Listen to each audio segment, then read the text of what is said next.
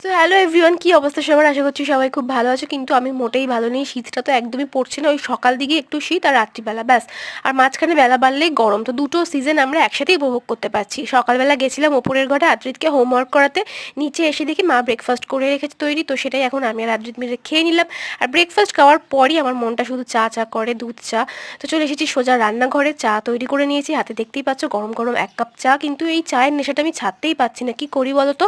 চিনি খাওয়াটা একটু কমিয়েছি, কিন্তু পুরোপুরি ছাড়তে পারিনি। তো আস্তে চেষ্টা করছি চিনিটা পুরো অ্যাভয়েড করার, তো জানি না কবে সেটা পারবো করতে। আর তারপরে দুপুরবেলা খাওয়া দাওয়ার পর আমি আর আদ্রিত এসেছিলাম হচ্ছে ছাদে। তো আমি হাঁটাহাঁটি করছিলাম, আর আদ্রিতের কাণ্ড কারখানা তোমরা দেখতেই পাচ্ছ ভিডিওতে।